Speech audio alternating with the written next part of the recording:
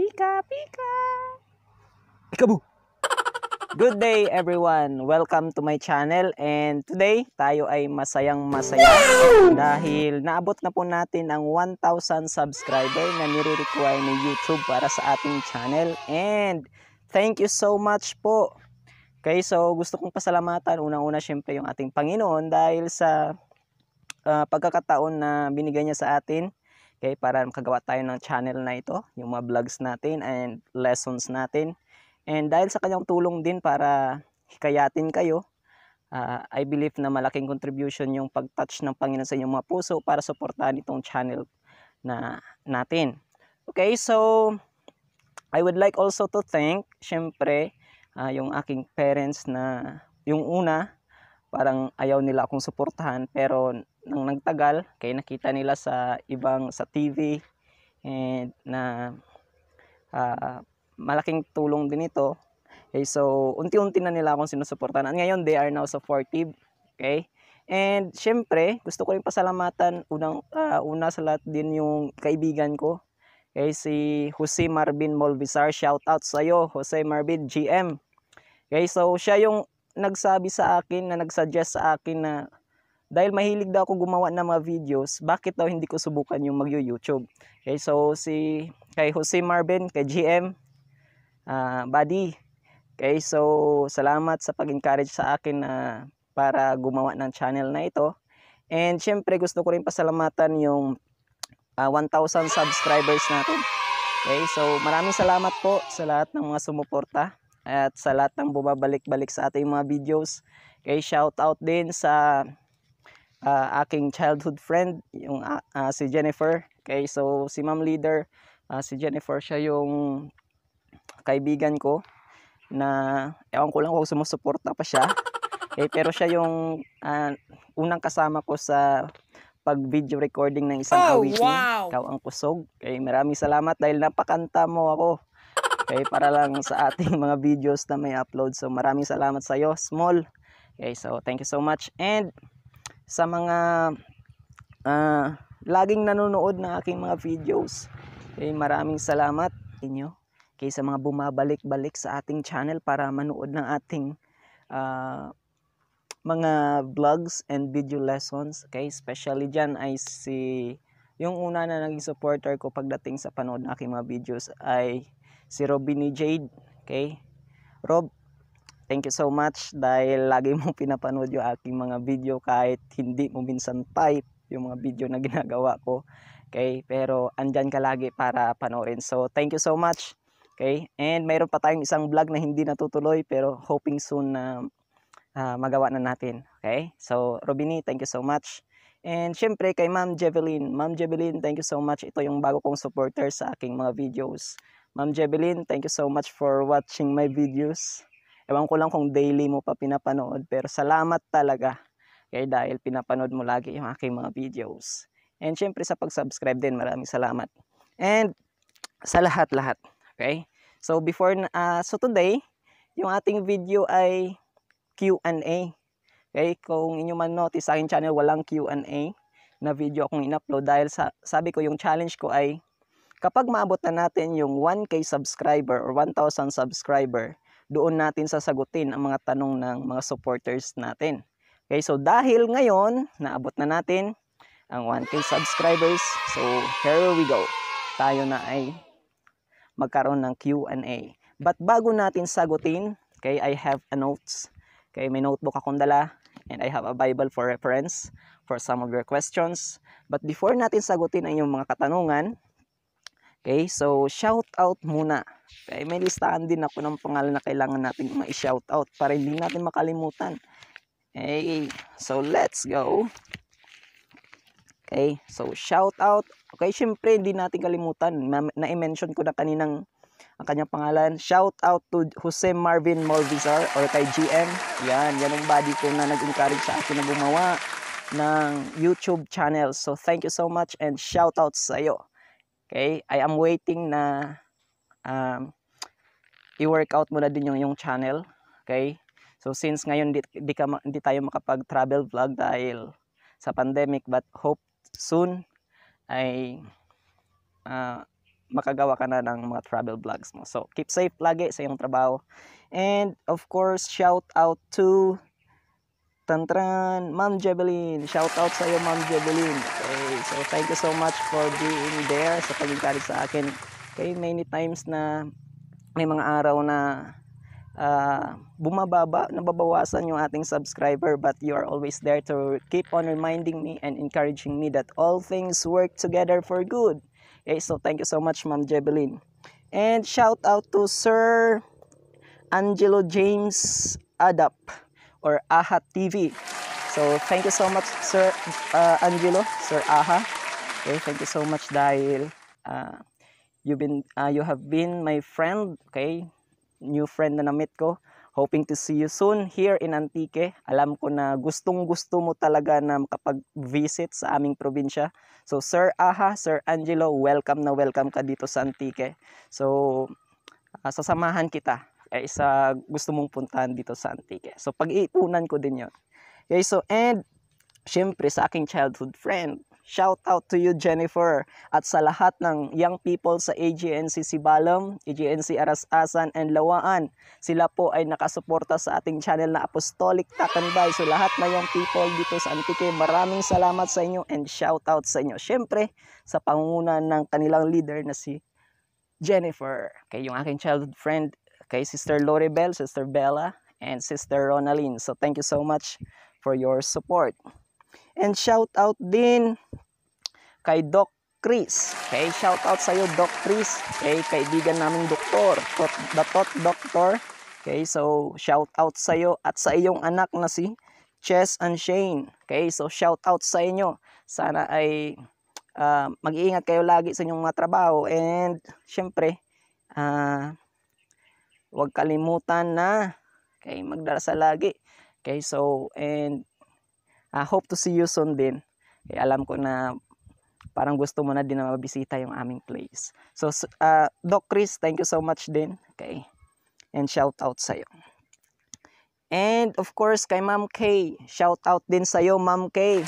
Sabi daw niya siya daw ay kanyang siya daw ay #1 fan ko.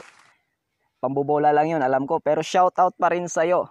Okay, so K-Phoebe, paki-visit niyo siya sa social media at sa YouTube, makikita niyo siya kung gaano kaganda. Nice. And shout out to Ma'am Janine De Vera.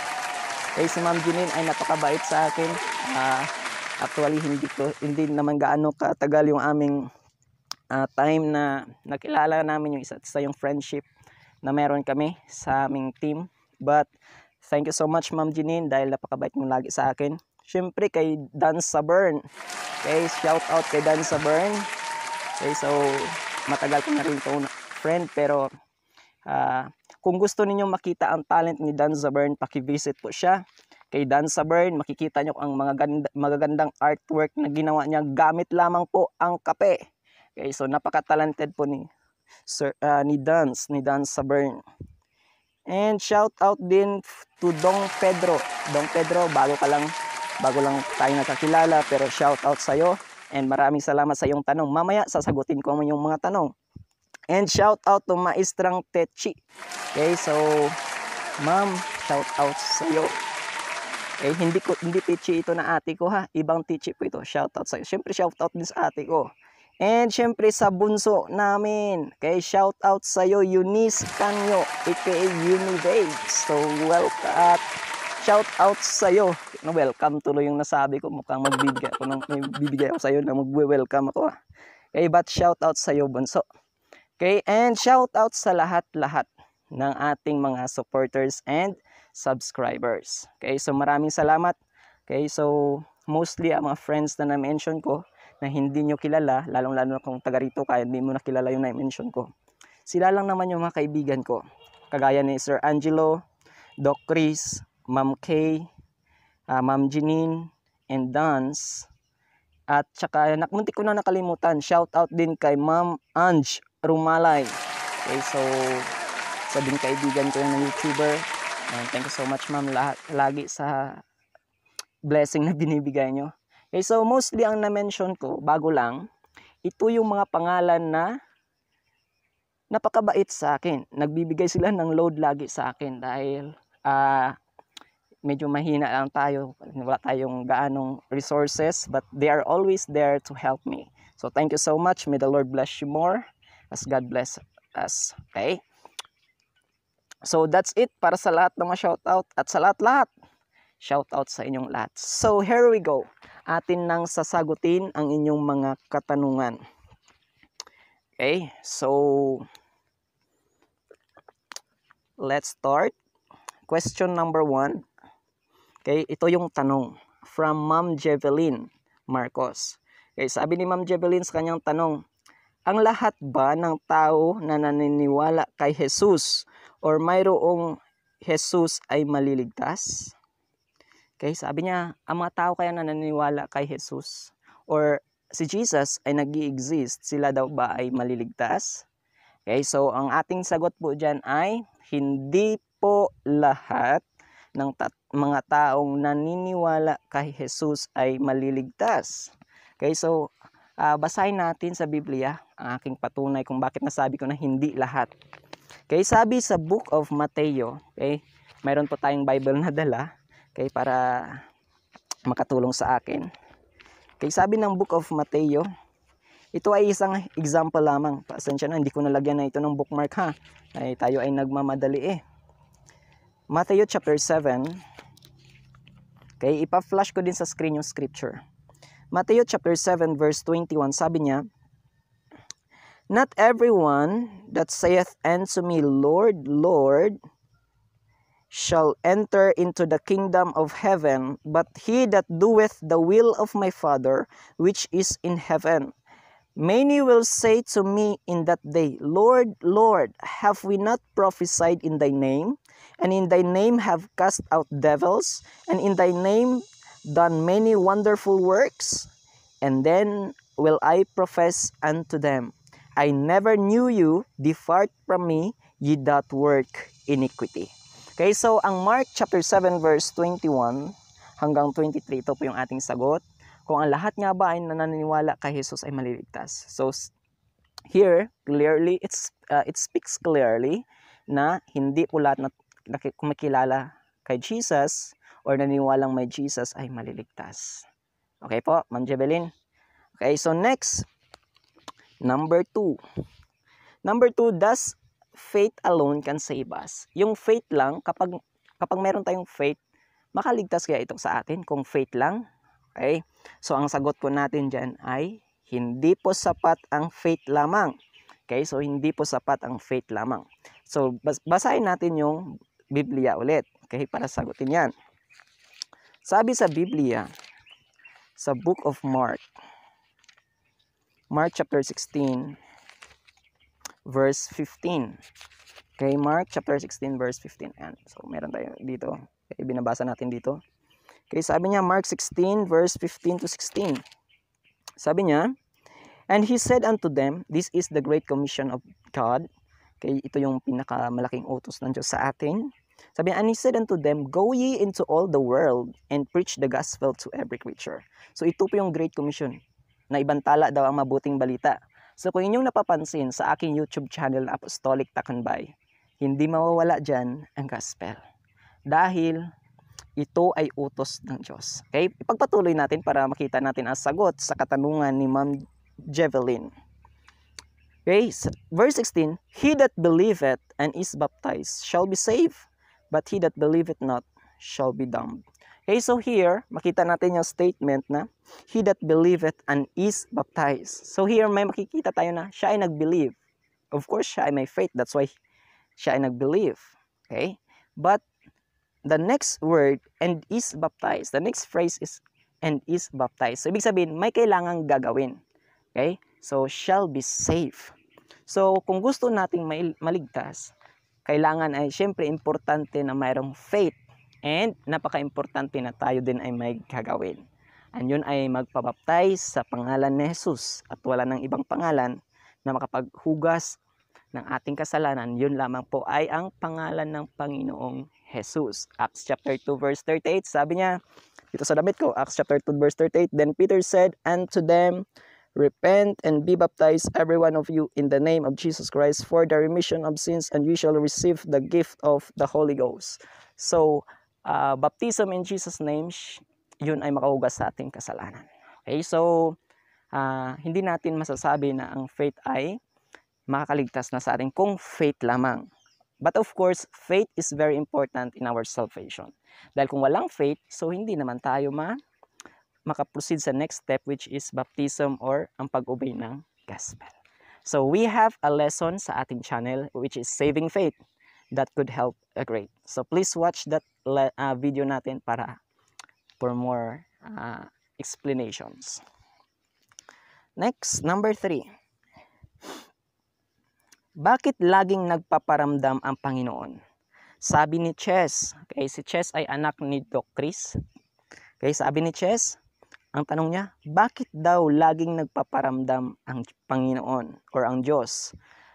Siguro sa isa sa mas pwede kong maisagot dyan, Chess, nagpaparamdam ang Panginoon sa atin unang-una dahil sa kanyang pagmamahal. Sabi niya, for God so loved the world. Okay, so nang tayo ay nalilikha, okay, nang tayo ay when we was born into this world, okay, kahit tayo nasa loob pa lang ng ating mama, womb ng ating nanay, ng ating mami, okay, tayo na ay may kasalanan. But alam mo ba, Chess, na ang Panginoon ay nagkatawang tao? He manifested in the flesh. Siya ay nagkatawang tao para tayo ay iligtas sa kasalanan. Kaya siya ay namuhay dito sa sanlibutan para tayo ay tubusin sa ating kasalanan. So ang tanong mo, bakit nga ba nagpaparamdam ang Panginoon? Dahil yun sa kanyang pagmamahal sa iyo, sa akin, at sa ating lahat. Dahil mahal na mahal tayo ng Panginoon, kaya siya nagpaparamdam. Alam mo minsan, kapag tayo ay may problema, nafe-feel natin na may nagko-comfort sa atin. Nafe-feel natin na kahit wala yung ating mahal sa buhay, bakit parang ang gaan-gaan pa rin? Dahil andyan yung kamay ng Panginoon na nagpaparamdam sa atin. Dahil mahal na mahal tayo ng Panginoon. Chess, mahal ka ng Panginoon at ang iyong pamilya at ako rin naniniwala na mahal din ako ng Panginoon at aking pamilya. At lahat tayo ay mahal na mahal niya. Kaya binigay niya kanyang sariling buhay para tayo ay tubusin sa kasalanan. Okay, so hope that answer ay nakapagsagot sa iyong tanong, Chess. God bless you, Chess. Number 4 na tanong ay, if you are in self-doubt, what book or verse in the Bible you turn to? Okay, so kung ako daw ay nasa self-doubt, ano daw yung verse or scripture or book sa Bible na aking laging iniisip or inialala or binubuksan? Okay, ang tanong na ito ay mula kay Donna Roque. Okay, Ma'am Donna Roque, shout out sa iyo. Maraming salamat sa iyong tanong. Okay, so yung aking verse na gustong ibahagi ay ang Philippians chapter 4 verse 13. Okay, basahin ko ha. Philippians chapter 4 verse 13. Okay, so sabi niya, okay, I can do all things through Christ which strengthened me. Okay, sabi ng book of Philippians chapter 4 verse 13, I can do all things through Christ. Okay? Okay, so sa pamagitan ni Christ, ang Panginoon na nagbibigay ng kalakasan sa akin. So Ma'am Donna, kung ikaw din ay minsan ay merong self-doubt, kung minsan ay meron kang parang sinasabi mo sa sarili mo, hindi ko naman kaya ito. Please always remember this verse, Philippians chapter 4 verse 13, that you can do all things through Christ, which strengthened us. Okay, so meron tayong Christ na nagbibigay ng kalakasan. Okay, so Philippians 4:13, yun ang maibahagi ko sa iyo. Number 5, what story or chapter in the Bible you love the most that you want to share to everyone? I think this question is again from Ma'am Donna Roque. Ma'am Donna Roque, this is the chapter or story mula sa Bible na gusto kong i-share sa lahat. Yun ay sa Luke chapter 15 verse 11 to 32. This is the story of prodigal son. Hindi na natin babasahin ito sa Biblia dahil napakahaba. Okay, so ang story ng prodigal son, ang father diyan ay may dalawang anak. Okay, may dalawang anak. And yung younger son, dumating sa point na sabi niya sa kanyang father, tay, bigay mo sa akin yung share na meron ako, yung maaari niyang mamana. kanyang father. Dahil siya daw ay aalis. So dahil sa pagmamahal ng kanyang ama, binigay din yun ng kanyang ama sa kanya. And siya ay nag-take ng journey into far country. At doon sa malayong country na yun, excuse me, doon sa malayong country na yun ay kanyang iwinaldas. Sinayang ang kayamanan ng kanyang ama. Okay, very sad, di ba? But after na naubos niya yon, dumating ang famine or ang tagutom sa lugar na yon.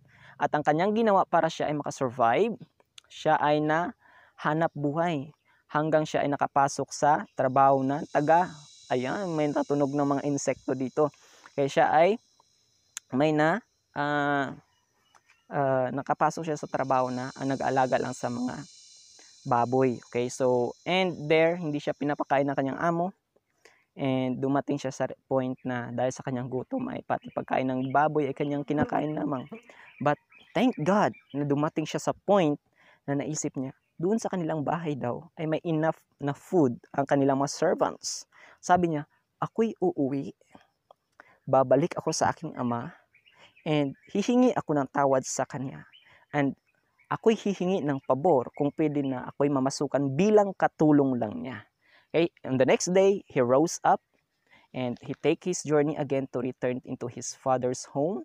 And siya ay nakabalik, and habang palapit pa lang siya sa kanilang bahay, nakita na siya kaagad ng kanyang ama at tumakbo ang kanyang ama. And sinalubong siya at binigyan siya ng napakahigpit na yakap at maraming halik. And pinasuotan siya ng kanyang mga damit, bagong damit, pinasuotan ng sandals, dahil wala na siyang sandals or shoes or tsinelas. And nilagyan pa ng ring ang kanyang mga kamay, which is indicating that his father owned him again. So, ang story dyan, yun ang nangyari. And nagpa-party pang kanyang father dahil sa kanyang pagbabalik. So, ang lesson na naman ng story niyan ay, parang tayo yan. Okay? Yung prodigal son, yung younger son, parang tayo yan. Okay? Sinayang natin ang buhay natin. Sinayang natin yung oras natin, yung kayamanan natin sa makamundong bagay. Sinayang natin lahat-lahat. Ngunit, alam mo ba, sana'y dumating tayo sa point na maisipan natin na bumalik sa ating Father, which is God, Father that is in heaven, na magbalik loob sa Kanya. That is a very beautiful story. Hope that you will like it and hope that you will read it sa Luke chapter 15, simula po sa verse 11. So yan lang po muna ang aking mai-share sa inyo. So we have also a video about prodigal son sa ating mga live streaming many months ago. So please visit our other videos for more details about the story of prodigal son. And if you have time, please read. Question number 6. What is your life verse? What is your life verse? And any story behind it? Sabi ni chair blogger or the Techi or maestrang Techi. So shout out ulit sa iyo, Cherry Blogger or maestrang Techi. So ano yung life verse ko? Dalawa. Yung una, sa Jeremiah chapter 29 verse 11. Okay, so basahin ko. Okay, sabi niya dito, for I know the thoughts that I think toward you, saith the Lord, thoughts of peace and not of evil, to give you unexpected ends. So in other version, this is for I know the plans. Okay, so ang Panginoon alam niya yung plano niya para sa atin. And isa pang verse ay sa Psalms chapter 37 verse 4, that is, delight yourself into the Lord and He will give the desires of your heart. So if we delight ourselves unto God, He will give us the desires of our heart. So yun po yung aking gustong ibahagi sa inyo. Jeremiah chapter 29 verse 11, hope you will read it. And Psalms 37 verse 4. Thank you so much for your question. Number 7. Okay, number 7 pa lang tayo, pero ilang minuto ng ating kinakain. Number 7, what is your favorite gospel songs as of the moment? Mula din kay Ma'am Maestrang Techi. So, wala ako gaanong saulado na kanta. Pero, actually, konti lang din ang alam ko na pagdating sa titles. Pero, siguro yung gospel songs na, is You Are My Hiding Place. Siguro, yun yung masabi ko na favorite song ko. Wala pa noon. Yung message yan ay yung ating hiding place ay yung Panginoon. Minsan tayo napapagod, minsan tayo ay nalulungkot. Pero yung Panginoon yung ating hiding place. Number 8, bakit kailangan maging mabuting tao lagi? Sabi ni Ma'am Janine De Vera. So, siguro ma'am, ang sagot ko po riyan, bakit kailangan natin maging mabuting tao lagi? Kasi, ang pagiging mabuti ay, sabi nga ng ay, kung ano ang iyong tinanim, yun din ang iyong aanihin. So, what you sow is what you reap. So, since kapag kayo gumawa ng mabuti sa ibang tao, I believe na gagawan ka rin nila ng mabuti. So, bakit kailangan gumawa ng mabuti? Siyempre, para makatulong tayo sa iba, di ba? So, and on the other hand, so ang Panginoon din ay siya din magta-touch na ibang tao para tumulong din sa iyo, para gumawa din sila ng mabuti sa iyo. Minsan, kung tayo lang, kung atin titingnan lang yung tao, alam mo, Ma'am Janine, minsan, may mga tao na ginawa natin ng mabuti, pero hindi nila na-appreciate, at hindi kanila binalikan, at hindi din sila gumawa ng mabuti sa iyo. It's normal, it's natural.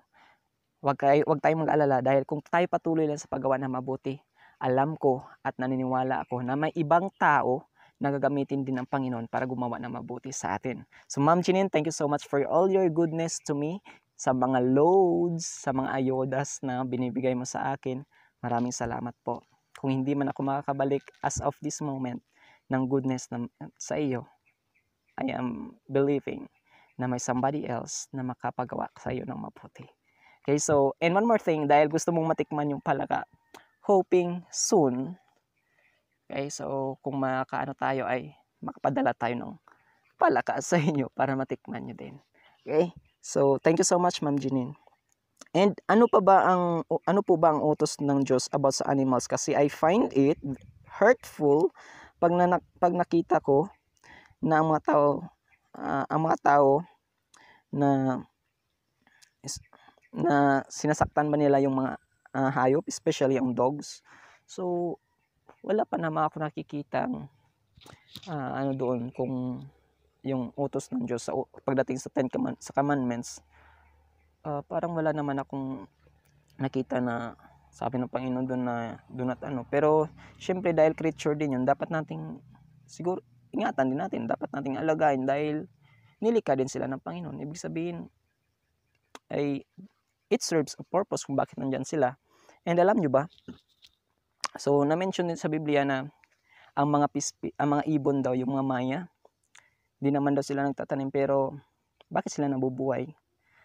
Bakit sila ay laging busog? Siyempre sinusustain din sila ng Panginoon dahil siyempre mahal din naman ng Panginoon yung mga bagay na yun. So para sa akin, ma'am, wala pa ako nakikita po sa Biblia pagdating sa sa animals, pero it is human, okay? Para sa akin, sa tao lang kung paano niya i-take care. Thank you so much na meron kang feeling na nasasaktan pag nakita mo na sinasaktan yung mga hayop. And that is a great thing na meron ka. Okay, so kaya sa mga manunood nito, please wag nating saktan yung mga hayop, yung mga pets natin. Wag nating saktan dahil syempre nakakaramdam din sila ng sakit. Okay, so thank you so much, ma'am, for this question. Naguguluhan ako.